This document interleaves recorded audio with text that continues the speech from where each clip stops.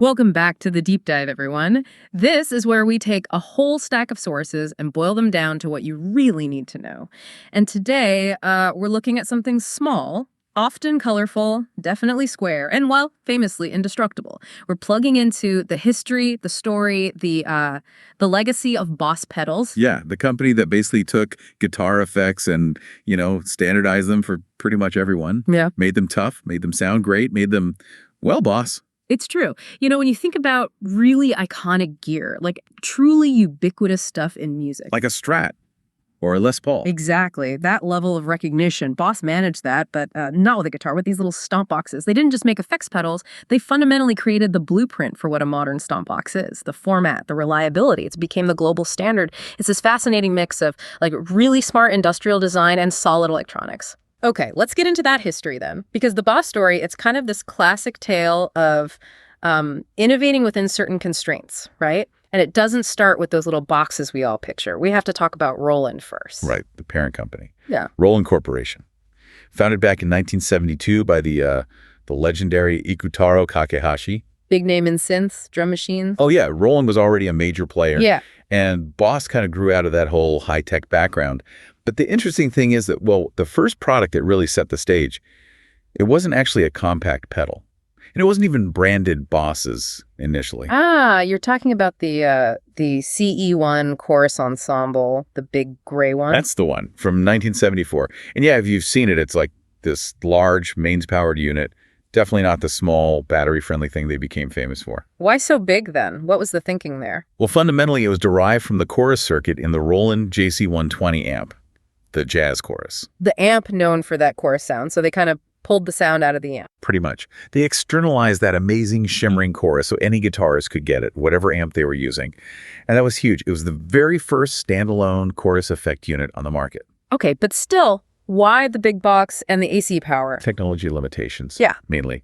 Back in 74, those complex analog modulation circuits, especially chorus, which used bucket brigade devices or BVDs, well, they needed stable, higher voltage to run properly and sound clean. Right. Trying to get that quality sound from a little 9-volt battery back then, it just wasn't really practical without cutting corners on the sound. So they had to go big to get it right. So the CE1 proved the concept. Roland, soon to be Boss, could take a pro sound and put it in a box.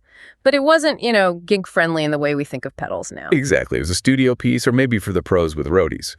But they saw it succeed, and they realized, okay, the real future, the mass market, that's in portability. And that leads us right to 1976, the big shift. 1976. The sources really point to this as the year Boss went from making cool effects to actually setting an industry standard. What happened? They basically cracked the code for the enclosure, the box itself. They launched their first two compact pedals, the OD1 Overdrive and the PH1 Phaser. It's the yellow and the green one. That's them.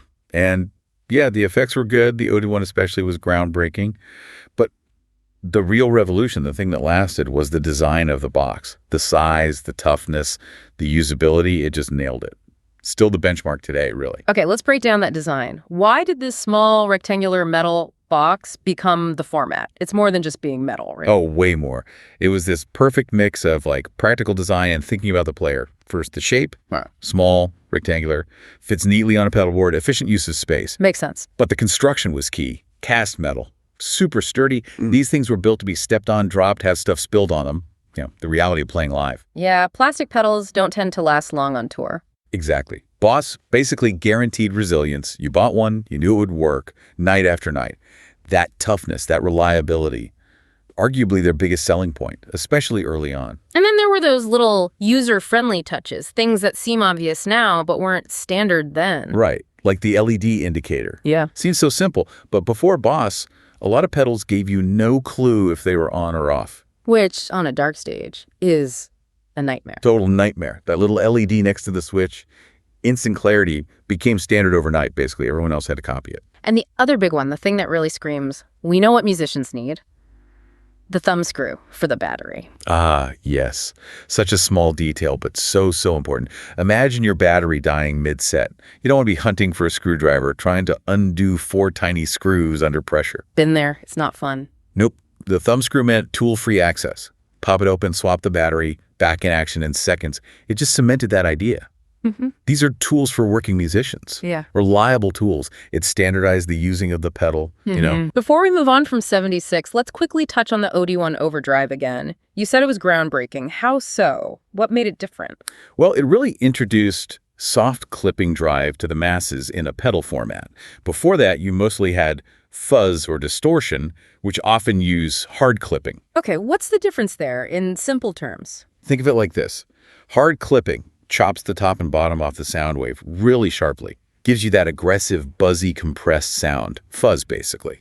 Soft clipping, like in the OD1, is gentler. It rounds off the peaks of the wave more gradually. It's closer to how a tube amp sounds when you push it into saturation.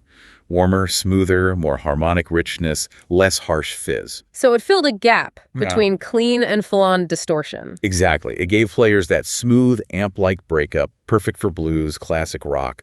It was a really useful musical sound that wasn't easily available in a compact pedal before the OD1. Right, so they've got the perfect box, they've got a couple of killer first pedals. Yeah. What happens next? Did they just start churning them out? Pretty much. Yeah. Once they had that standardized, bulletproof format down, the late 70s and early 80s became like the Boss golden age of expansion.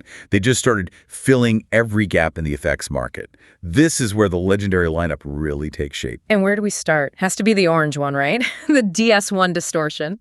Probably the most recognizable pedal ever made. Absolutely essential. The DS1 from 1978, it offered a different flavor of distortion, tighter, more focused in the mids compared to, say, a fuzz pedal. But the truly fascinating thing about the DS1, and the sources really highlight this, is just how diverse its famous users were. It's kind of mind-blowing. Explain that. How can one simple, kind of cheap distortion pedal work for so many different styles? Okay, look at the list. You've got Kurt Cobain, using it for that raw, kind of fuzzy, almost broken sound in Nirvana, just pure grunge aggression. Right, total opposite of precise. Exactly. Then pivot completely, you've got Steve Vai, the ultimate shred virtuoso, super high gain, incredibly precise technical playing.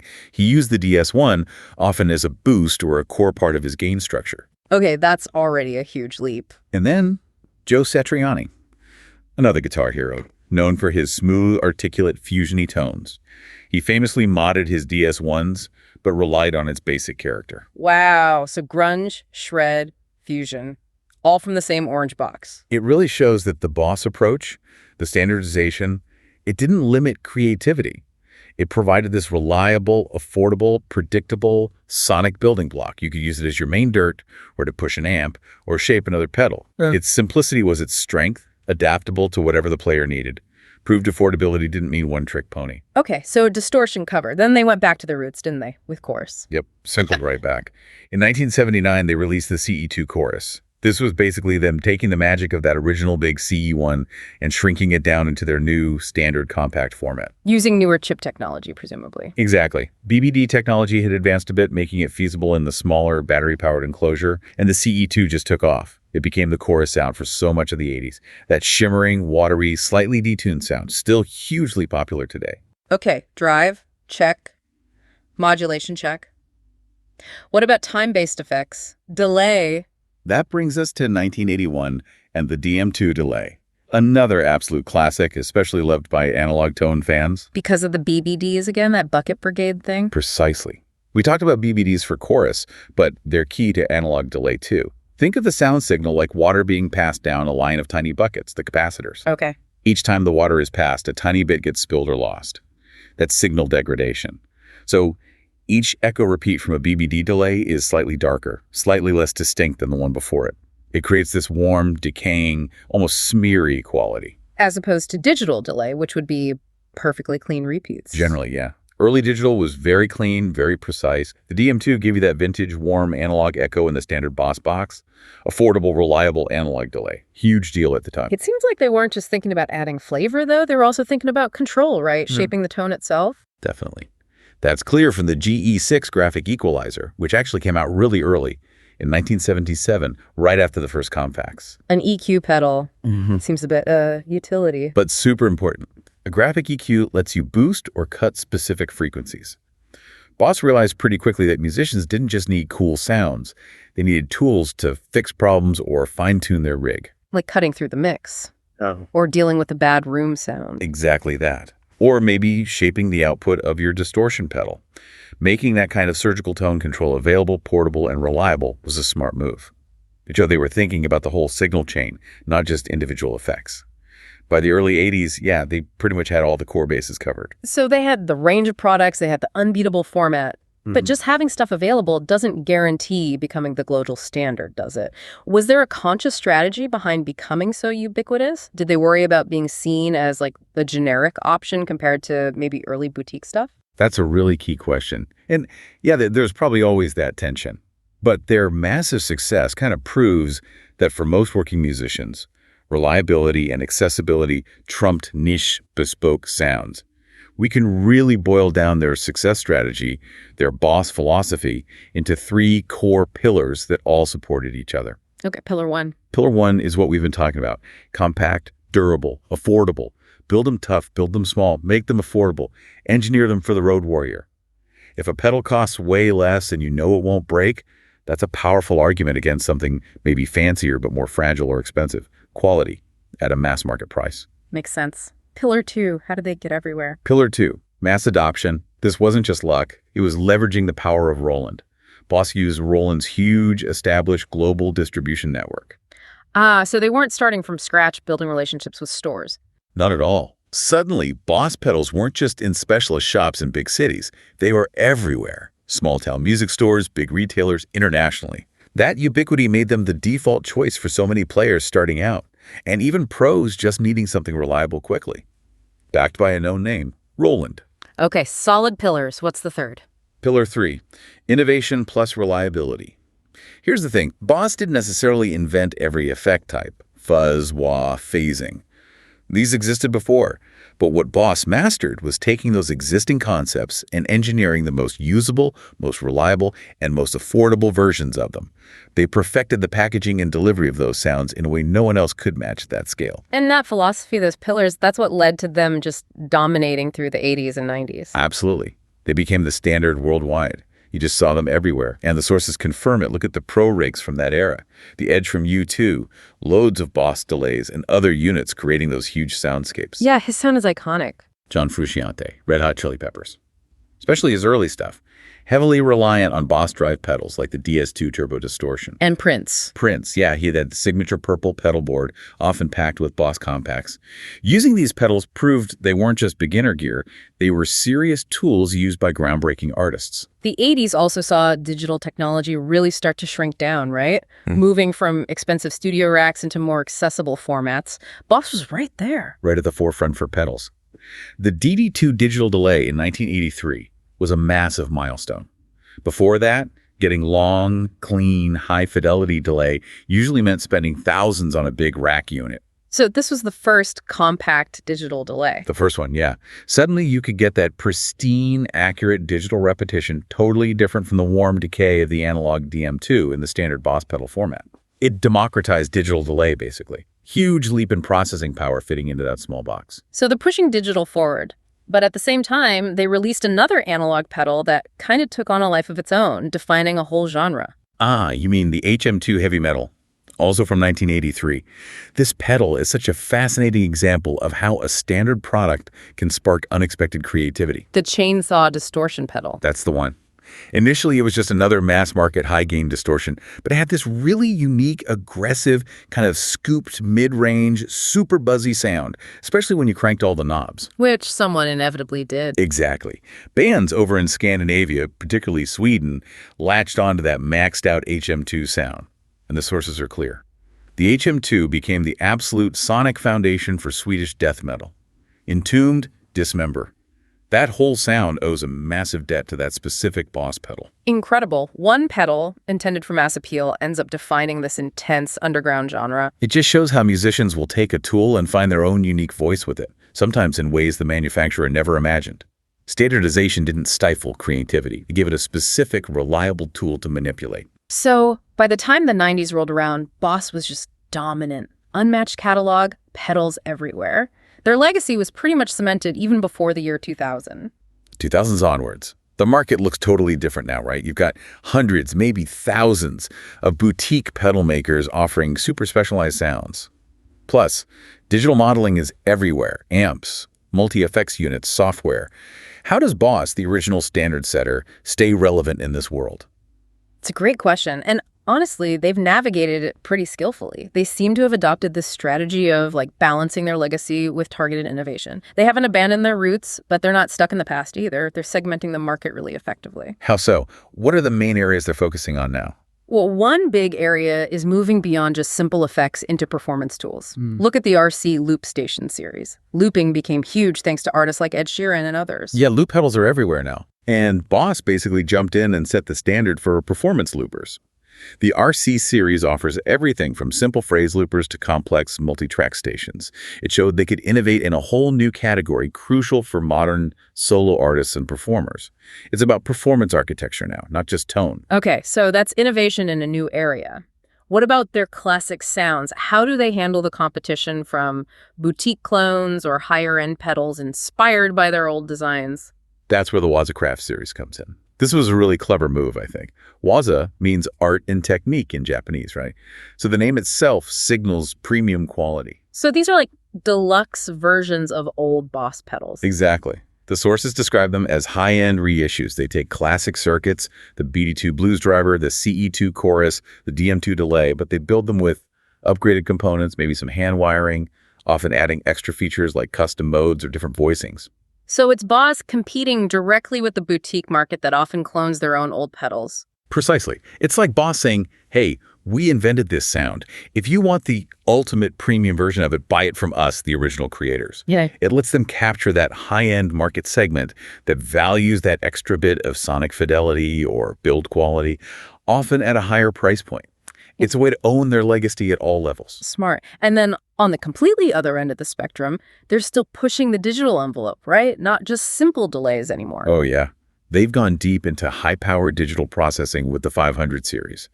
You've got the DD500 digital delay, the RV500 reverb, the MD500 modulation. These look way more complex than the old compacts. They absolutely are. These are serious digital powerhouses.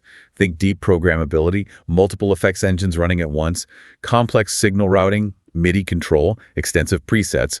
They're designed to compete head-to-head with high-end rack gear and the most sophisticated boutique digital pedals out there. Still kind of fitting into that Boss aesthetic, though, visually. Yeah, they maintain that lineage. But functionally, they're beasts. It shows Boss can play at both ends. Still making the simple, reliable DS1 for beginners, but also offering these incredibly powerful digital tools for pros running complex rigs. And it seems to be working, despite all the competition. They remain the largest pedal maker in the world. They're managing to serve pretty much everyone. It really is an amazing story of adapting while staying true to their core identity. Okay, let's try and wrap this all up for the listener. We've covered the history, the key pedals, the modern era. Fundamentally, why does Boss matter so much? What's the lasting impact beyond just selling tons of pedals? I think we can boil down their long-term importance, their true legacy, into 4 key pillars. 4 reasons why they were and remain so foundational. Okay, pillar number 1. The standardized pedal format. This is arguably their single biggest contribution, that compact enclosure design. It's not just a box, it's an industry icon. The sources we looked at make this really powerful comparison. They say the Boss enclosure is as recognizable as defining for effects as the Stratocaster or Les Paul shape is for guitars. Wow, that's a strong claim. But it feels right, doesn't it? It set the physical benchmark. Everyone knows what a Boss pedal looks like and how it works. That tactile standard is huge. Okay, pillar 2, related to their early moves. Pillar 2, breadth of catalog. They didn't just make a great overdrive or a great chorus. They went wide, really early on. By the early 80s, they had aggressively covered almost every conceivable effect, category drives, modulation, delay, reverb, EQ, pitch shifting, even synth pedals and tuners. If you needed an effect back then, chances are Boss had a reliable, affordable, compact version ready to go. Which made them the easy choice for building a board. Totally. Which leads directly to pillar 3, Yeah. reliability. That reputation for being indestructible. You hear it all the time. Built like a tank. Exactly. This wasn't just marketing fluff, it was real. Touring musicians built their careers on these pedals because they knew they wouldn't fail mid-gig. That trust factor is immense. You still see 30, 40-year-old Boss pedals on pro boards today, working perfectly. They often outlast everything else. Incredible durability. Okay, and the final pillar, pillar 4. Pillar 4, global dominance. Because of the format, the catalog, the reliability, and Roland's distribution network, Boss became the most widely used pedal brand on the planet by the 80s. And they still hold that position. So everyone, everywhere, had access to the same tools? Pretty much. A guitarist in Tokyo, one in London, one in a small town in Brazil, they could all buy and use the exact same reliable Boss pedal. It created this kind of shared global sonic language built on these little metal boxes. That really puts it in perspective. Okay, so that wraps up our deep dive. From that big gray CE1 to the tiny, tough, ubiquitous boxes that define the sound and feel of plugging in an electric guitar for generations. Boss really did take the wild world of effects and standardize it, making it reliable, accessible, and ready for anything. Absolutely. And maybe here's a final thought to chew on. Boss's biggest contribution was, in many ways, about standardization. And about constraint, defining the size, the switch, the power, creating a template. But the paradox is that very constraint, that reliable, universal format, is what actually unlocked so much creativity. It gave generations of musicians this dependable platform to build upon, to experiment with, to find their own sounds within that structure. Structure enabling freedom. Yeah. Interesting. And now you look at something like their new 500 series pedals, incredibly complex digital brains still housed in that familiar Boss format.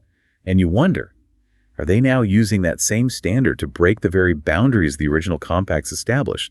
It suggests the Boss standard isn't static. It's capable of evolving almost infinitely. Food for thought indeed. Next time you see a guitarist setting up, take a look at their pedal board. Count the Boss pedals. Chances are the foundation of their sound, the reliable core, started with one of those tough little boxes. Thanks so much for joining us for this deep dive into the undisputed king of the stomp box. We'll catch you on the next one.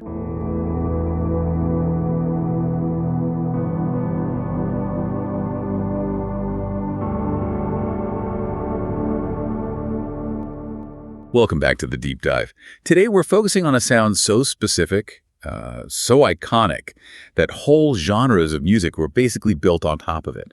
We were talking about that deep, wet, metallic splash, that vintage spring reverb sound you hear when the needle drops on, old instrumental rock. Our mission today is simple, but it's also pretty challenging. We're doing a deep dive on the BOSS FRV-163 Fender Reverb. It's this compact pedal that was designed to capture what many call the holy grail of reverb, the outboard spring unit from 1963. We're going to analyze the physics and the really advanced modeling that went into shrinking that massive tube-driven tank sound into a little yellow box, and also why this specific pedal became such a cult classic. Right. And I think it's absolutely essential to first establish why that original 1963 unit has this holy grail status. I mean, it's not just famous because it used springs. Lots of vintage amps had spring reverb built in. Yeah, that was pretty standard. What made the 63 outboard unit so different was that it was a dedicated system. It had its own preamp section, and that dedicated preamp is really the secret sauce. The guitar signal hits a tube circuit before it even excites the spring pan. This combination, it gives you way more than just a long decay. It gives you these very specific characteristics. Okay, like what? Like tube-driven compression, which kind of squashes and thickens the front end of the note. You get that deep, splashy tone, the metallic decay, and crucially, what players call the drip. The drip, yes. It's a sound that's so hard to describe if you haven't heard it, but once you do, it's unmistakable. It's that kind of distinctive, high-frequency, almost percussive clang or a thwack that happens right when your pick hits the string. Exactly. It's the upper-mid transient frequency being amplified, compressed, and then immediately followed by the specific decay of the springs. The drip is the sound of physics happening in real time. It's a whole sonic signature, not just an effect you layer on top. Okay, so let's unpack this.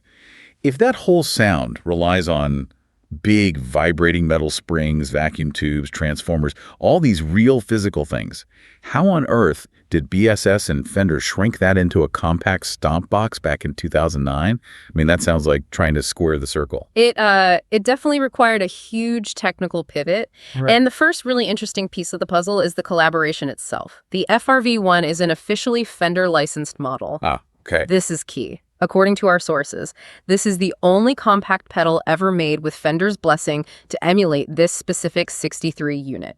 They were basically endorsing the accuracy of the model. That gives it a ton of credibility right out of the gate. But the tech they used was BSS's own thing, right? The Yeah. Composite Object Sound Modeling, or KOSM.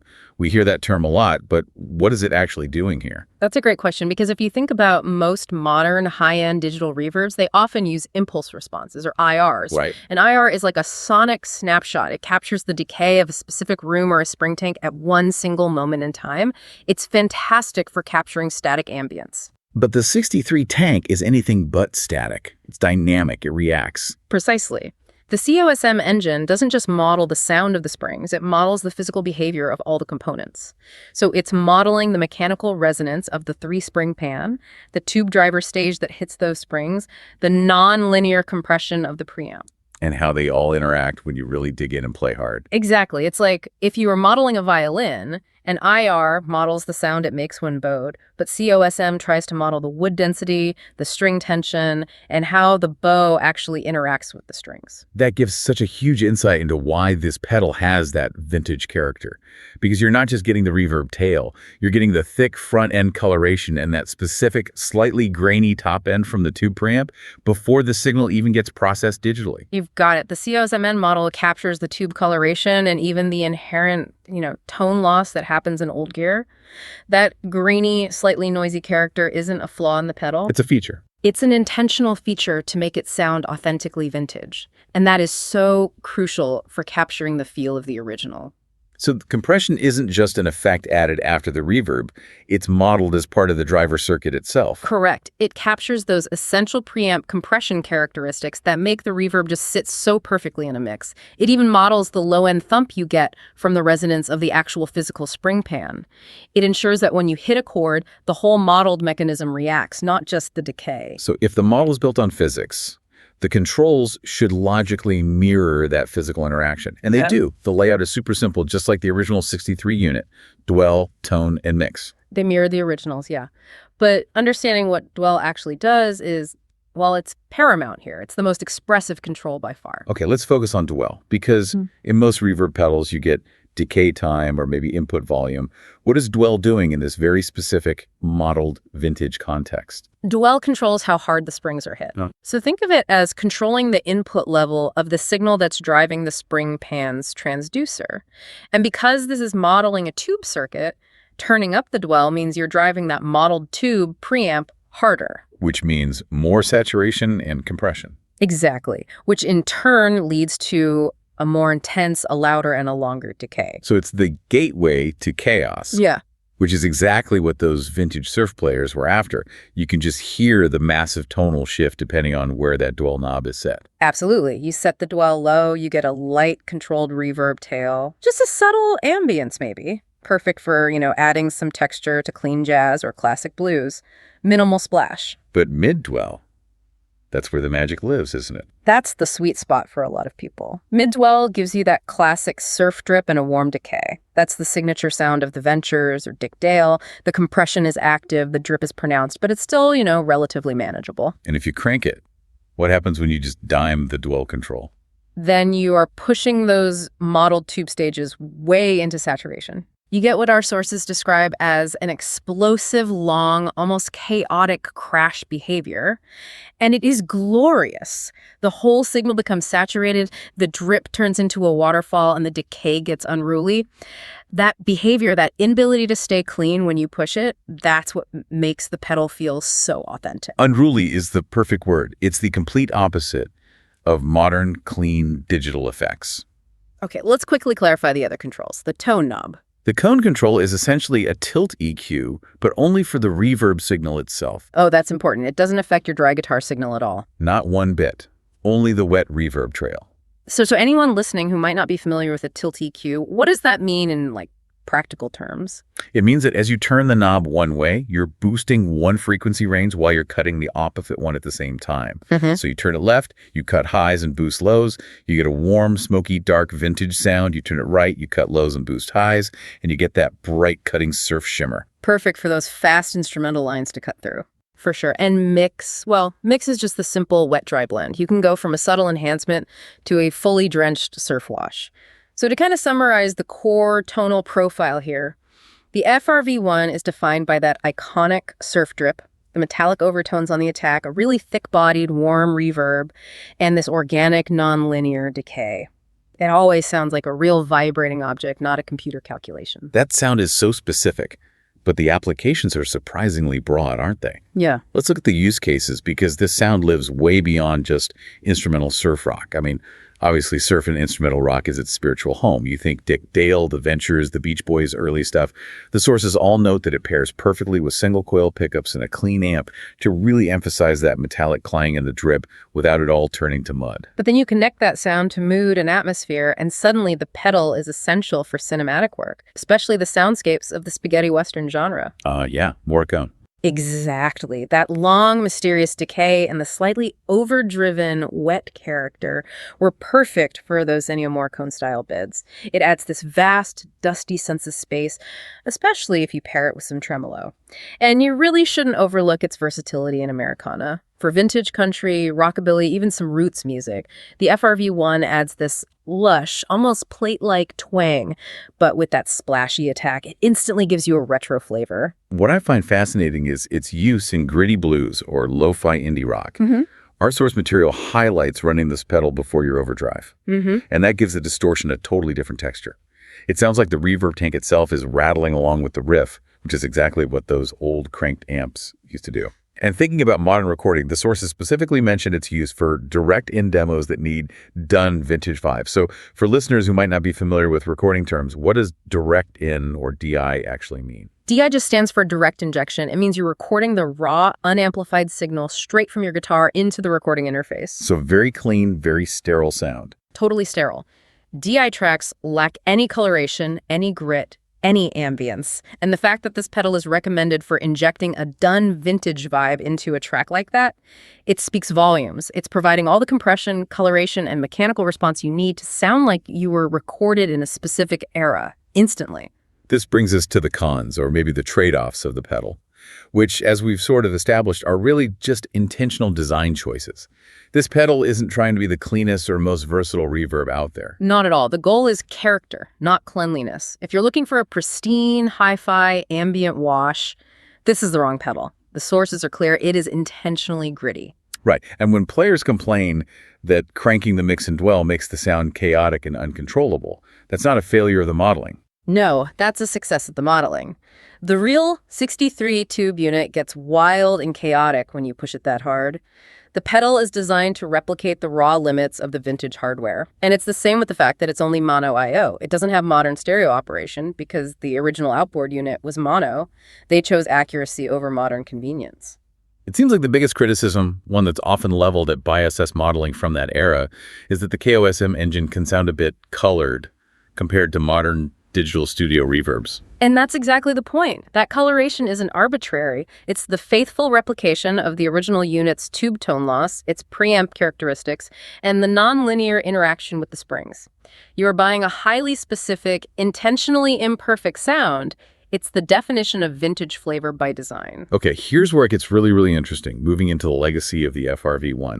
It's just a small, compact pedal, but it managed to achieve this genuine historical and cultural significance. It was a landmark achievement for BISS, for sure. Yeah. The FRV-1 is one of only 3 Fender official BISS designs ever released. Only 3? Wow. That collaboration meant BOSS got access to Fender's historical knowledge and, most importantly, their official stamp of approval.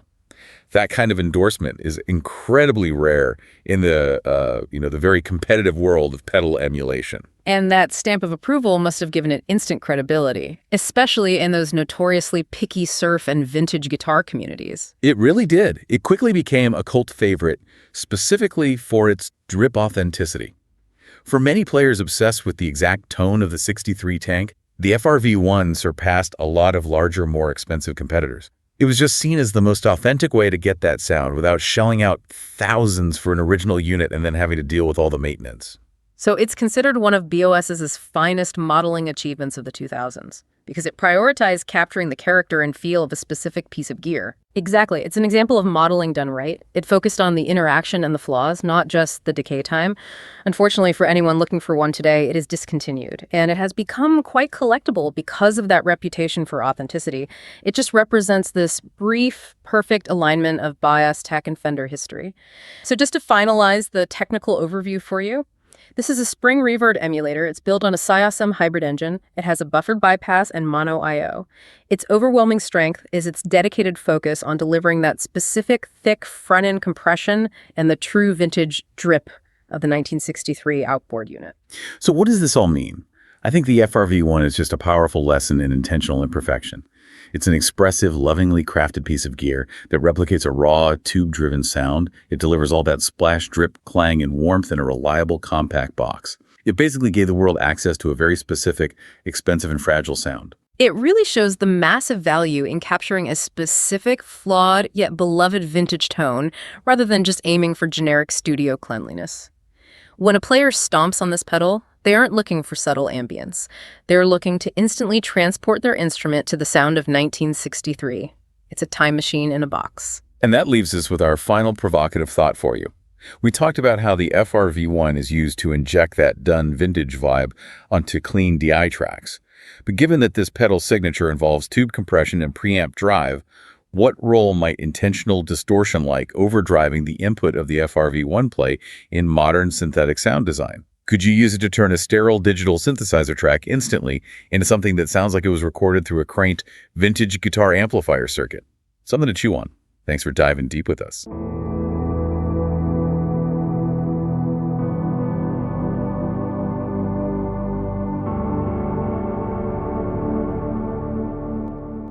Okay, so let's unpack this. We've been handed a stack of sources here, and they all zero in on one really iconic and maybe subtly complex pedal. Oh, yeah. We are doing a deep dive on the BOSS FDR1, the Fender 65 Deluxe Reverb pedal. And this isn't just about a circuit, it's about putting an entire amp, an amp that defines whole genres of music, into one little box. That is the perfect way to frame it. I mean, the 65 Deluxe Reverb, that's like bedrock territory for guitar tone. It's the sound of Fender Sparkle, that perfect bluesy breakup, and that gorgeous watery tremolo. And the FDR1, which came out, back in 2007? 2007, yeah. It was basically BOSS's mission statement. They wanted to capture that entire voice, not just the preamp, but the power tubes, the spring reverb, the tremolo, everything. And this is the crucial part. It wasn't some fan-made clone. This was one of BOSS's very rare official collaborations with Fender. It was this one. And FBM1, the Bassman model. Right? That's it. And that Fender stamp of approval, that tells you everything you need to know about the ambition here. It was sky high. So they weren't just modeling a distortion pedal or some EQ curve. No, not at all. The unique goal here was to get the whole dynamic environment of that 65 Blackface Deluxe. That means nailing how the EQ interacts with the volume, the feel of the tube starting to saturate, and building in those classic effects. The mission was a full-on amp simulation, not just an effect. So the big takeaway for you, right from the start, is to think of the FDR1 as a complete portable tone platform. Yeah. A whole deluxe reverb that fits on your pedal board, giving you that chimey, glassy, scooped clean sound no matter where you plug in. Yeah, but that's the big question, isn't it? How on earth did they cram a whole tube amp into a little metal box? Exactly. It's really the magic of, early digital modeling meeting really practical pedal design. The architecture is a hybrid system. Okay. At its core, you've got Roland's COSM engine. And for anyone out there listening, COSM stands for Composite Object Sound Modeling. Right. It's the proprietary BOSS and Roland tech that tries to virtually recreate the physical stuff of an amp or an instrument, not just use a static recording of it. So it's not a snapshot. It's an attempt to model the actual physics of the amp. Precisely. They're modeling the specific physics of that 65 Deluxe. That means simulating the passive Blackface tone stack the way 6v6 power tubes behave when you push them. And the interaction between the tubes and the speaker itself. All of it. All those complex feedback loops that make a vintage amp feel alive. Let's hone in on those technical bits for a second, because that's what really defines the sound. You mentioned 6v6 tubes. Why is that specific tube so important to the Deluxe Reverb sound, and how did BOSS even try to replicate it? That's a great question. So the 6v6 is a lower wattage tube than, say, the 6L6 you'd find in a bigger amp like a twin reverb. Okay. And that means two things. First, The amp compresses and, breaks up much quicker at lower volumes. Second, the character of that breakup is softer, it's warmer, creamier, it's not as sharp or aggressive as a 6L6. And the CSM engine maps that response. It maps that dynamic response. So the pedal feels touch sensitive. It reacts when you dig in with your pick, just like the real amp would. And the Blackface EQ, that's where the famous scooped mids come from, which is such a Fender signature. Yes. The tone stack on a Blackface Fender is passive, it's not active. So when you set the bass and treble controls to noon, the mid frequencies are already sort of dipped out. Which gives it that clarity. It gives it that immediate bell-like quality, that incredible note separation. And the FDR1 models that interaction. So when you turn the bass and treble knobs, the mid-range shifts around realistically, just like on the amp. I just find it fascinating that the pedal's design, the physical layout, reflects that complexity. The knobs aren't just tone or drive. No, they mirror the front panel of the amp. Level, gain, bass, treble, reverb, and then those two separate controls for the tremolo depth and rate. What did that signal to you? It signaled confidence, a commitment to being faithful to the original. They were basically saying, if you know how to dial in a deluxe reverb, you already know how to use this pedal. It makes the whole experience feel seamless, and it really hammers home that this thing is a preamp, not just another dirt box. So if we just focus on the tone itself, the sound, what are those key characteristics that people are looking for when they want that Blackface sound? It's all about that shimmering attack. You get this chimey, almost crystalline top end, these tight and controlled lows, and then that famous scooped mid-range that just lets every note ring out so clearly. And the feel. When you play soft, it's just pristine and sparkling, but when you dig in, that 6v6 emulation starts to work and you get this sweet, glassy breakup that just feels so responsive under your fingers.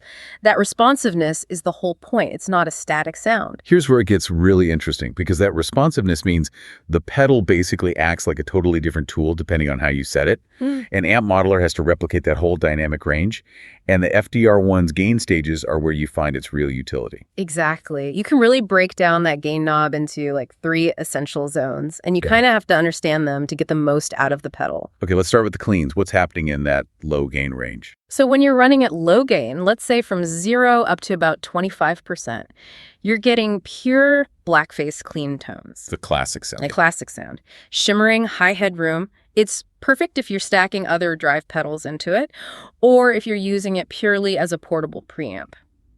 This is the mode where you'd run it into a neutral speaker system, something like an FR/FR cabinet. Okay, hang on. Let's define that for anyone listening. What's an FR/FR system, and why does it matter for amp modelers? Right. FR/FR just stands for full range, flat response. So a normal guitar speaker, a Celestion or a Jensen, it has this wild frequency curve. It adds a ton of its own color to the sound. Okay. But when you use an amp modeler like the FDR1, you've already modeled the cabinet and the speaker and the pedal. If you then run that into a colored guitar speaker, you're basically coloring the sound twice. It can get messy. So the FR/FR just gives you what the pedal is putting out with nothing extra added. Exactly. It reproduces the whole frequency spectrum accurately, so the modeled tone comes through just as it was designed to. That makes a ton of sense. Okay, so moving up from those pristine cleans, what about the money spot, the natural breakup? That's the medium gain range. I'd say between 25 and 60% on the dial. Yeah. This is where the pedal gives you the real heart of the deluxe reverb, that natural dynamic tube compression. So this is blues territory. Oh, yeah. Prime territory for blues, soul, roots music. It's incredibly touch responsive here.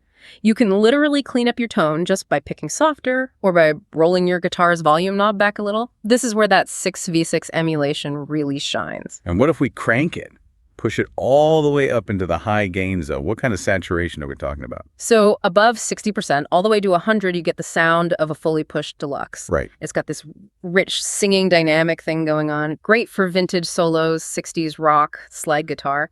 But this is a really crucial point. While it's high gain for a deluxe, it is absolutely not a modern high-gain distortion. A metal pedal? Not a metal pedal at all.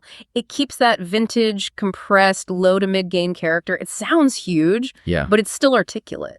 And beyond the drive, you've got the effects, which are just so essential. A deluxe reverb is famous for two things, right? The reverb and the tremolo. They are critical to its voice. And Boss SS modeled both of them faithfully. The spring reverb emulation gives you that bright, splashy decay that you just instantly associate with surf rock.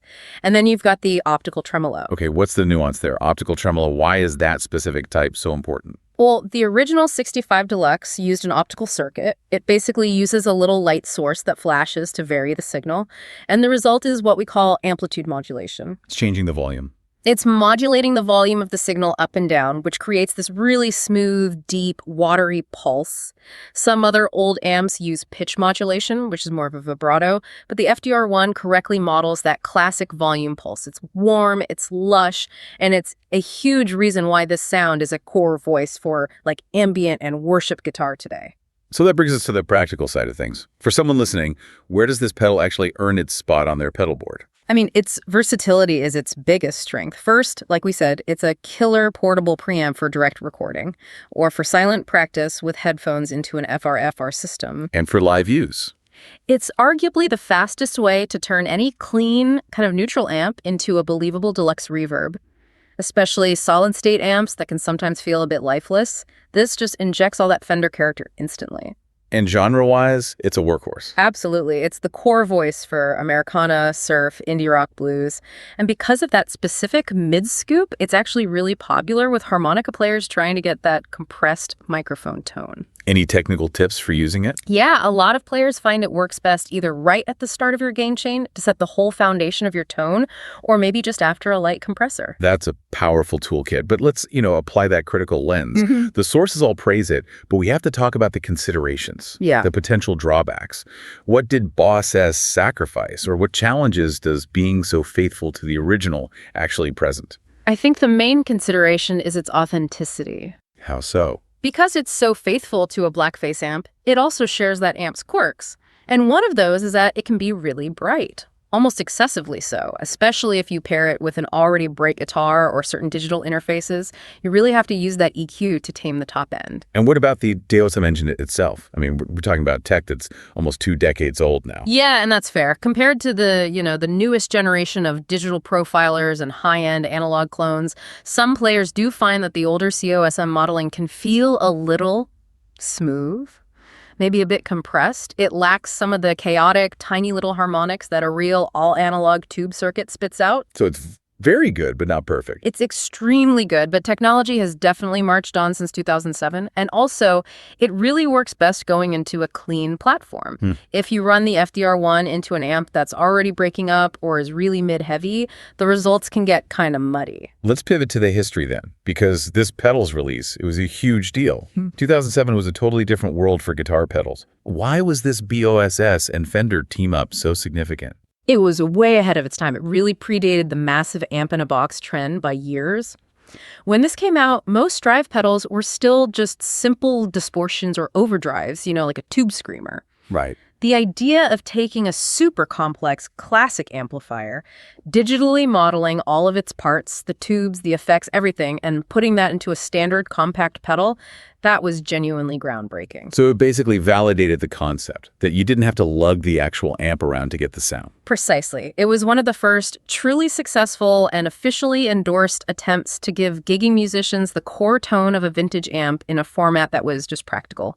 A deluxe reverb is heavy, it's loud, it can be unreliable. The FDR1 was reliable, light, and repeatable. It set the blueprint. It really did. Yeah. It established a blueprint for so many pedals that came after it, whether they were modeling a Marshall or a Vox or other Fender amps. It showed the whole industry that players would pay a premium for authenticated, complex amp modeling that they could fit on their pedal board. And that explains why, even though it's discontinued, it's still so sought after today by collectors and certain kinds of musicians. Absolutely. It's this unique snapshot of that collaboration. Collectors love it for the rarity and the specific moment in time it represents. And beyond that, surf guitarists need that specific reverb and tremolo thing.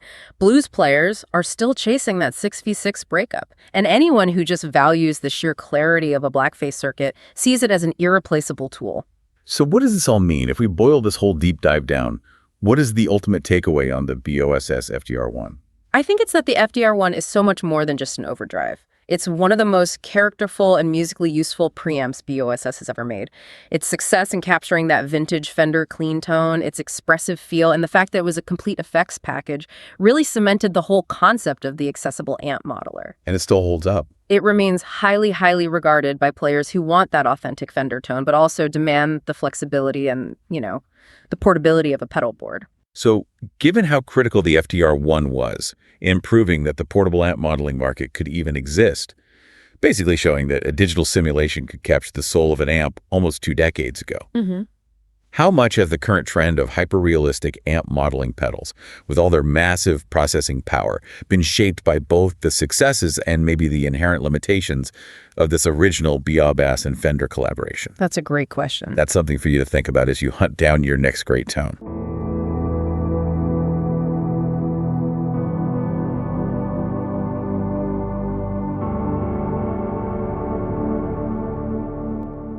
Welcome back to The Deep Dive. Today we are strapping ourselves into the time machine and setting the dial for 2007. We're going to examine a piece of gear that honestly often gets overlooked, but holds the voice of a true giant. The BIAS FBM1 Fender 59 Bassman pedal. A true classic. Right. When most people think of BIAS, they picture that classic neon palette, the orange DS1, the blue CE2, bulletproof utility pedals. Yeah, it's a workhorses. But the FBM1 is different. It's small, it's gray, and it's attempting to solve a much more complicated riddle than just simple overdrive. Way more complicated. So our mission today is to go far beyond treating this thing as just a dirt box. Yeah. We need to understand how the FBM1 was engineered to function as a full, complex amp voice. A genuine amp in a box that captures the dynamic feel, not just the static tone. You absolutely nailed the key word there. Dynamic. And to really get the FDM1, you have to appreciate its pedigree. This pedal is a real anomaly in the BIAS history book. How so? Well, it was part of this very small, unique Legend series. And critically, it was one of only 2 pedals, the other being the FDR1 Deluxe Reverb, that was jointly created and explicitly licensed by Fender. Okay, so Fender themselves signed off on this. They put their name on it. Yeah. That immediately tells you this was a serious endeavor to, capture a complex tube circuit, not just offer some cheap approximation. The moment that Fender logo went on that BOSS pedal, it must have signaled a shift. It was like a recognition that modeling tech had finally matured enough to be taken seriously. Exactly. But let's ground this. Yeah. What exactly is the FBM1 trying to emulate? We're talking about the 1959 4x10 Bassman. Why is that specific amp, the Tweed Bassman, so foundational? The 59 Bassman is, it's arguably the most copied guitar amplifier in history, and the FBM1 is aiming for its core DNA. This isn't just about sounding loud. Okay. It's about the unique physical characteristics of the circuit. We're talking about its specific nonlinear game structure, the unique warm breakup, and, critically, the dynamic sag created by its tube rectifier. Dynamic sag. Let's unpack that, because that sounds like pure engineering jargon. It does, but it's the secret ingredient for feel. A tube rectifier, unlike a solid-state one, it momentarily starves the circuit of power when you hit a big, sharp chord. Okay. So the note volume briefly dips and then immediately recovers, creating this signature compression and a sort of sponginess under your fingers. That is pure feel. And that's what the FBM1 has to replicate. Precisely. And we can't forget the EQ section. Later Fender designs, like a Blackface Twin, had that deeply scooped mid-range, Yeah, all sparkle and tight bass. But the Bassman is a different beast entirely. It's based on the iconic mid-forward Tweed tone stack. On a Bassman, the mid-range is front and center. It's punchy, aggressive. It's what makes the amp cut through. So if you're used to a scooped Blackface tone, the FBM1 is going to sound, thicker, warmer? Thicker, warmer, and way more present in the mids. It's a key distinction you have to be aware of when you plug in. So if this pedal is truly an amp voice, what does that mean for how you use it? It can't just be another stomp box for boosting a solo, can it? Not at all, no. Because it models the entire preamp, power amp, and even speaker characteristics, it offers incredible utility. You can use it as a standalone amp in a box for direct recording. Straight into an interface. Yep. Bypassing the need for a microphone entirely. Yeah. Super useful for demos or small fly gigs. Right, but what if you already have a nice, clean tube amp? I found that one of the best use cases is running it as a dedicated preamp stage into the effects return of another amp. That's where the real power is. Running it into a clean, neutral platform allows the FBM1 to completely rewrite the DNA of your signal. It stops being an overdrive pedal and becomes your tonal foundation. Which brings us to the technology itself. When we hear BAW-SS modeling, we often think pure digital, but the FBM1 is a hybrid. It's marketed as KOI-SM, but what exactly is going on under the hood? This is where the engineering gets fascinating. KOI-SM stands for Composite Object Sound Modeling, but the engine in the FBM1 is a true KOI-SM hybrid.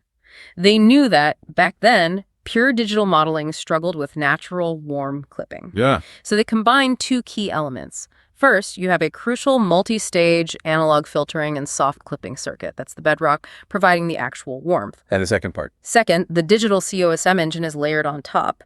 It simulates the nonlinear stuff, the cabinet response curves of the 4x10 speakers, and crucially, that rectifier sag and tube bloom we were talking about. Wait, if the rectifier sag is simulated digitally, how accurate is that feel? I feel like if you're a player used to a real tube rectifier, wouldn't a digital approximation feel flat? That's a really fair question. In 2007, this was cutting-edge stuff. The goal wasn't 100% molecular replication, but like 95% of the sonic and dynamic outcome. Okay. The algorithms were designed to anticipate the peaks of your playing, which is what a real rectifier reacts to. Think of it this way.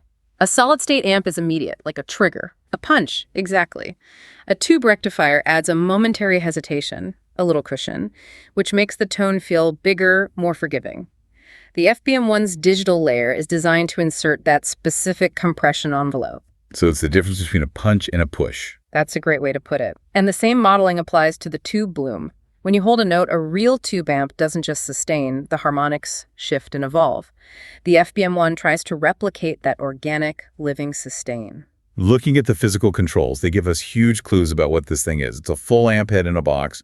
We have level and gain, standard, but then we have the full tone stack. Bass, middle, treble, and presence. And that presence knob is so important. It's usually only found on the power amp section of a real amp. Its inclusion confirms the FBM1 is controlling the entire amp voice, not just the overdrive stage. And then there's that little detail that separates the enthusiasts from the casual users. The bright in mini switch. They could have easily left that off. Why is it so critical? That little switch replicates the bright input jack on the vintage 59 Bassman. Using the bright channel bypasses a component that otherwise rolls off some high frequencies. So just add sparkle. Exactly. It gives you extra chime, clarity, and bite. It's perfect if you have dark-sounding pickups. It's a pure preamp voicing control, and it just shows their commitment to getting the whole signal path right. Okay, now that we've established the DNA in the architecture, let's get into the fun part, the sound itself. What is the core tonal profile when you set all the knobs at noon? The sound is unmistakable tweed. You get those warm, robust low mids that give chords weight, and upper mids that are cutting but sweet, never harsh. It's that creamy, soft touch breakup. Right, it really responds to your pick attack. Beautifully. And the Bassman sound inherently compresses the signal, making it feel powerful without necessarily being crazy loud. And we have to address the elephant in the room, or maybe the pillow in the speakers, the low end. Yes. The low end is a crucial, authentic detail. It captures the characteristic loose, pillowy low end of a Bassman's 4x10 combo. So it's not tight. Not at all. The original amp was resonant and slightly woolly. If you're chasing tight, palm-muted modern metal tones, this pedal will really disappoint you. But if you want that vintage feel, that looser low end is part of the package. The genius of an amp emulator versus just a distortion pedal is how dynamically the tone shifts with your input. Let's break down those three crucial gain ranges. Yeah, this is where that hybrid modeling really shines. Unlike fixed clipping, the FBM1 reacts like the volume knob on a real amp. So let's start at low gain, say from 0 to 10%. Okay, so there, it's your clean platform. You get that classic, spanky, vintage Fender tone, but filtered through the Bassman's EQ curve. It's basically a robust tone-shaping preamp. You're getting warmth and clarity. So you could build a whole rig around that clean sound. Absolutely. Then we hit the tonal sweet spot for a lot of players, especially blues guitarists. Medium gain from about 10 to 60%. This is the crunchy tweed breakup territory. This is it. This is the tone of like early Eric Clapton. It's that creamy, articulate crunch where the pedal is just so touch sensitive. It cleans up dramatically if you roll back your guitar's volume. That's the foundational blues rhythm tone right there. That's where you live. And finally, we push it past the halfway mark to high gain, 60 to 100%. What does a dimed Bassman sound like? Ragged, I'm guessing. Very ragged. At this level, you get thick, saturated tweed drive. It's raw, it's aggressive, and it has those harmonically rich, jagged edges that define Texas blues. And think a touch of Billy Gibbons-style grit. It's not smooth high gain, it's vintage, slightly uncontrolled saturation. Okay, let's pivot to historical significance. Why was the FBM1 such a big deal in 2007 beyond just having the Fender name on it? It filled a real vacuum, didn't it? It absolutely did. Culturally, it was vital because this was before the huge explosion of the boutique amp-in-a-box market. Yeah. If you wanted a Bassman tone, your options were What? A vintage amp. Which is expensive, fragile, and way too loud for most places. Right. Or a modern reissue, which is still expensive and loud. The FBM1 provided the first affordable, gig-friendly, and really accurate Bassman in a box. It gave so many players access to that legendary tone. And here is the aha moment. We talk about the Bassman, but that amp's legacy goes way beyond Fender. This is the connection that makes the FBM1 so indispensable. The 1959 Bassman influenced nearly every major high-gain amp that came after it, most famously the original Marshall JTM-45. And Marshall literally copied the Bassman circuit. They literally copied it, the preamp, the tone stack, the power section, and just tweaked it with different tubes and speakers. So by capturing the DNA of the 59 Bassman, the FBM1 is essentially giving you the blueprint for the earliest, warmest Marshall tones. That's a fascinating layer of utility. You buy a Fender pedal, but you get a proto-Marshall tone as a bonus. It's the sound of the foundation of rock and roll all in one little box. Now, beyond the obvious blues and rock, there's a surprisingly popular niche this pedal fills. Harmonica players. Why the FBM1 for harp? It makes complete sense if you know what they're looking for. A harp player cups a mic and plugs into an amp. They are seeking dense compression, mid-range focus, and tube distortion. They don't need clean headroom. Not at all. The Bassman, with its warm mid-forward tone and inherent compression, is a legendary amp for harmonica. The FBM1, being small and modeling those exact traits, offers them the perfect gigging solution for that legendary Chicago blues harp tone. So it still has a cult following today? A huge one, especially among those harmonica players and vintage tone enthusiasts who value that specific compressed mid-range punch. However, we need to balance the perspective. No pedal is perfect. You have to accept its limitations, which are often the authentic limitations of the original amp. That's absolutely correct. First, it is not designed for modern high gain. If you want massive sustain and tightness, just look elsewhere. And that loose, pillowy low end. Right. While authentic, it can make the pedal feel a little muddy at high gain settings if you're used to a modern, tight speaker cab. What about the technology itself? The COSM architecture? Well, some purists will find that even the hybrid nature makes the tone feel slightly too polished or controlled compared to a high-end, purely analog tweed clone. But the price point and reliability of Boss Guest probably compensate for that for most working musicians. For most, yes. And the key is always running it into a clean, full-range amp to let the FBM1 really define the voice. Okay, let's bring this deep dive to a close. The FBM1 Fender Bassman pedal stands as one of the most successful, expressive tributes to a foundational amplifier that Boss has ever produced. It's warm, dynamic, and just remarkably responsive. It really is. And despite flying under the radar compared to some of the more aggressive modern pedals, it remains a cornerstone of vintage tone in their catalog. The deep EQ, the presence control, that bright-in switch, it all solidifies its status as a full amp simulator, not just a clipping device. A history lesson in a box. And here is our final provocative thought for you to chew on. Consider how this collaboration between Boss and Fender back in 2007 wasn't just a nostalgic footnote. By proving that affordable modeling could accurately replicate complex tube characteristics like sag, bloom, and feel. The FBM1 essentially paved the way for the massive market of high-fidelity amp-in-a-box pedals we see dominating the industry today. The FBM1 didn't just model an amp, it helped define what the modern standard of amp emulation needed to be.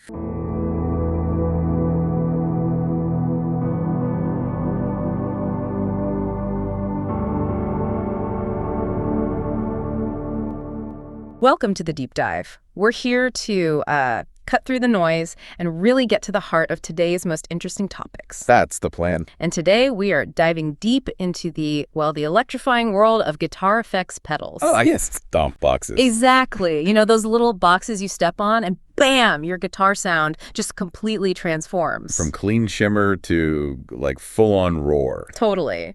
But, in that huge sea of effects, there's this one pedal. It's more than just a utility, isn't it? It's become, almost a myth, a legend. You must be talking about the Klon Centaur. You got it. The Klon Centaur Overdrive. It's not just some circuit board in a box. People say it's like one of the most legendary, most sought-after pieces of gear ever. Definitely up there. Whispered about online, coveted by pros and bedroom players alike. So for this deep dive, our mission is pretty clear. We're going to unpack its history, really dig into it. Get the essential insights, the surprising facts. Yeah, where did it come from? What's so special about its circuit? The different versions, who used it? And the huge cultural impact it had. Absolutely. Our goal here is to give you a shortcut, basically, to understand why people call this the holy grail of transparent overdrive. And what it kind of represents in that whole boutique pedal world. Okay, let's unpack this then. The story of a pedal that really changed how guitarists think about their tone. Let's do it. So let's rewind a bit. Back to Boston, 1994. Right. This guy, Bill Finnegan, he had a problem, a very specific problem. One with his amp, right?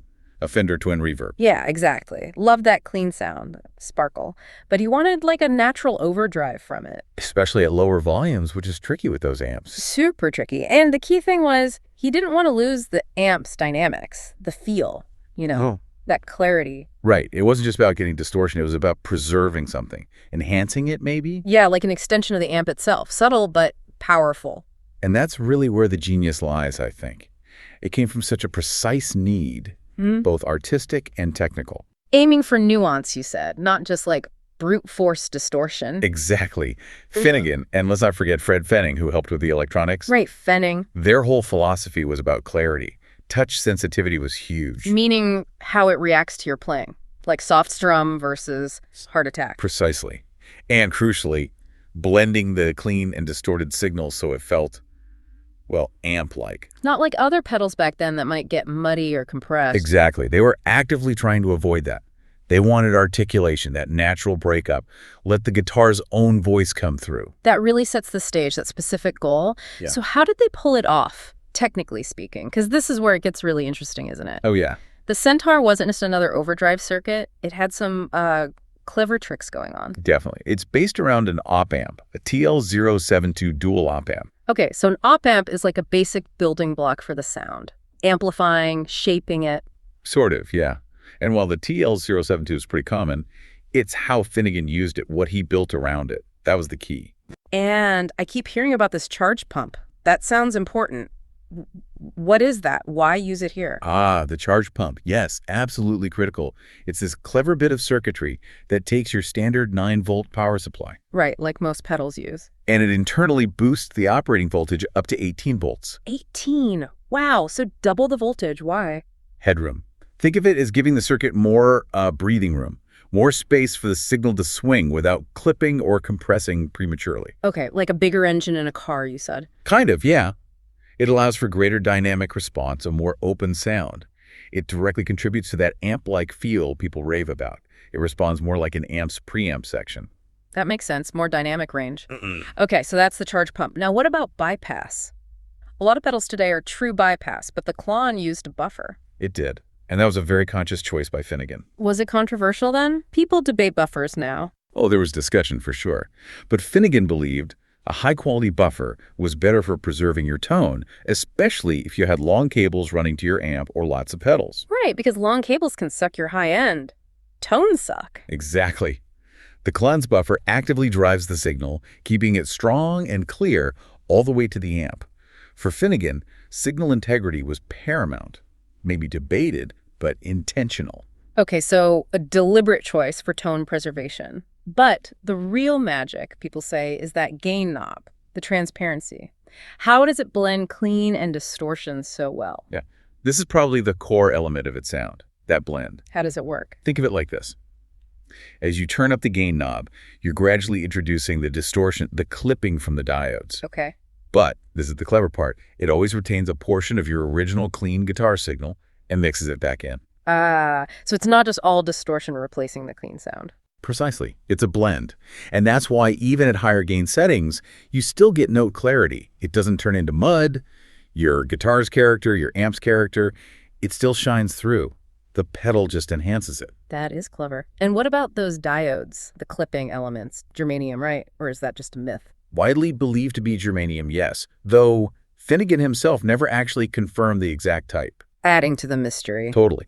But germanium diodes generally give you a softer, rounder kind of clipping compared to silicon, which can be a bit harsher. So that contributes to the smoothness, the transparency. It's believed to, yeah. A more natural, maybe tube-like compression.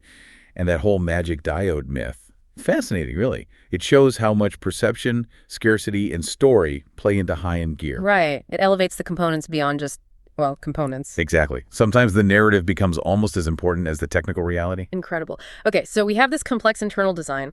Let's quickly touch on the controls you actually see. Gain, treble, output. Pretty simple on the outside. Gain does that clean clip blend we talked about. Treble is an active EQ. Meaning it can boost or cut highs, not just roll them off. Correct. Gives you more shaping power. And output is just a high headroom volume control. A lot of people use it mainly as a clean boost, actually. Right, just hitting the amp harder. So, given all that, it sounds really versatile. It's not just one sound, low gain versus high gain. Oh, absolutely not. That's its strength. Yeah. Low gain. It's basically a fantastic clean boost. Fattens the tone, tightens the low end. Yeah, it just makes your amp sound bigger, fuller, more itself. Mid-gain, you get that gorgeous smooth overdrive. Transparent. Enhances mids, but crucially. It's not mid-humpy, like a tube screamer might be. Exactly. It doesn't have that pronounced mid-frequency push. It lets your guitar's natural mids breathe. High gain. Still very dynamic, very amp-like crunch. Notes stay separate, no mud. Wow. So connecting it all, these design choices, the charge pump, the buffer, that clean blend, the diodes, they all weave together. To create that specific character. Yeah, that transparent amp-like DNA, it really did set a new benchmark for overdrive pedals. It wasn't about crazy distortion, it was about enhancement, making your rig sound better. That subtlety seems key. It sounds like he wasn't just building a pedal, he was advancing a whole philosophy of overdrive. I think that's fair to say. And once that benchmark was set, well, the story gets even more interesting. How it evolved, how people found out about it. Yeah, the scarcity, the mystique, it all starts to build. So Finnegan had this amazing sound locked down, but the next chapter is less about the circuit, more about how this unassuming pedal went from a niche thing to this global obsession. Right, the production story. The original Klon Centaur, the classic one, was made from 94 to 2009. And famously hand-built by Finnegan himself, right? Small batches. Exactly. Meticulously put together, which naturally meant they weren't exactly mass-produced. Availability was limited from day one. And there were those cosmetic differences? The horsey logo? Yeah. The early ones had the Centaur graphic, the horsey, later ones didn't. But, and this is important despite all the myths, the circuits were essentially the same tonally. Any tiny variations were likely just component drift over 15 years, not deliberate changes. Good to clarify that. So much speculation out there. Right. And then production stopped in 2009. Why? Primarily, he had trouble sourcing some specific parts. They became obsolete. So he literally couldn't make them the same way anymore. Pretty much. And that, of course, just poured fuel on the fire of scarcity and eventually value. A perfect storm, almost. Technical brilliance meets limited supply. Exactly. The fact they couldn't be made anymore just amplified the desire. But then Finnegan did come back, didn't he, with the KTR in 2012? He did. The KTR. Much anticipated successor. Smaller box, right. More modern look. But the circuit. The exact same circuit as the original Centaur. Right. Just using more modern, reproducible production methods. And it has that switch, the buffer on-off. Yep, with that famous label. Yeah. Almost always better. Gotta love that self-awareness. Finnegan's goal with the KTR was really to make the sound accessible again. More affordable, more available. Though he still hand-assembles them himself. So the KTR exists, same circuit, more accessible, yet the legend of the original just kept growing. Prices went nuts. He did.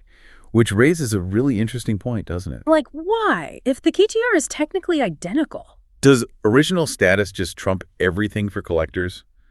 Or is there something else going on? Psychology, maybe? That's a great question. I think it's partly about history. Owning the KTR gets you the sound, yes. But owning an original That's like touching history. A connection to that specific era when the legend was forged. Yeah, exactly. Like a first edition book versus a paperback reprint. Functionally the same story, but the original object has this aura. Authenticity, scarcity. The allure of the artifact itself. Yeah, Makes sense. So how did this pedal, solving one guy's niche problem, just explode? How did it get onto all those pro pedal boards and become this holy grail? It was kind of a slow burn in the 90s, more of an insider thing. Right. But by the early 2000s, yeah, it was becoming a staple for serious players. Who used it and how was crucial. Like who? Give us some names. Well, Jeff Beck used it for that amazing amp-like boost pushing his amps. Legend. Joe Perry from Aerosmith, an early adopter, really influential. John Mayer, famously using it as a clean boost into clean amps for sparkle, clarity, that edge of breakup thing. Ah, okay. Mayer's use really boosted its profile, didn't it? Hugely. Then you had Nels Cline from Wilco, using it for really touch-sensitive, articulate overdrive. Showcasing its responsiveness. Exactly. And players like Matt Schofield shaping his blues tones with it. It wasn't just one type of player. So these highly respected tone gurus basically gave it their stamp of approval. Pretty much. They validated it for the wider guitar community. Seeing your heroes use something specific that creates desire becomes part of their secret sauce. Absolutely. And then came the internet, right? Forums like the Gear page. Oh yeah, that was massive. Word spread like wildfire online. Suddenly everyone wanted one. Demand just skyrocketed. And the market reacted. Big time. By the late 2000s, originals were already hitting thousands of dollars used. Today, a good condition original, $5,000, $8,000, even more sometimes. Wow. That's serious money for a pedal. It is. And even the KTR, meant to be accessible, often sells for more than its retail price because demand still outstrips supply. It's a wild market. Beyond just the cash, what's the core appeal there? Owning something so rare, so expensive, when similar options exist. Yeah, that's the deeper question. It's more than just the sound, isn't it? Seems like it. It's owning history, like you said. A status symbol, maybe. But also, it represents this pursuit of the ultimate tone for many people. Right. And the scarcity adds exclusivity. The myths, the famous users, the whole chase. Yeah. It builds this narrative. Exactly. You're not just buying a pedal. You're buying into a story, a legend, a community understanding, an investment in a tonal dream almost. And its cultural impact, its legacy is just undeniable now. Completely. It is the holy grail of transparent overdrive. That label stuck for a reason. The scarcity, the myths, the players, it all created this cult following. Few pieces of gear ever reach that level, but maybe its biggest legacy. It spawned an entire category of pedals. The Klon clones or clones. Exactly. Pedals like the Wampler Tumnus, J Rocket Archer, the Electro-Harmonic Soul Food, tons of them, all trying to capture that Klon magic. Making the sound accessible even if the original isn't. Precisely. It's amazing how it went beyond being just gear. It became a cultural artifact, set a benchmark, launched a whole sub-industry. Its story is like a mini history of boutique effects culture itself. Perfectly put. Yeah. Innovation plus limited access plus artist endorsement equals legend. It shows that value in this world is complex. It sounds, sure, but also story, aspiration, community. Less about the parts, more about the whole phenomena. So there we have it, the Klon Centaur's journey. Pretty incredible stuff. From one guy's quest for his perfect tone to one of the most influential, most desired overdrives ever. That innovative circuit, that clean blend, giving clarity and touch response. It really did change the game. It absolutely did.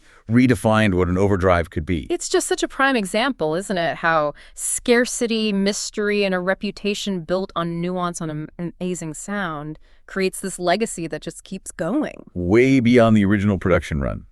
It really embodies that whole boutique effects mystique. Yeah. The value isn't just in the box, it's in the story, the influence.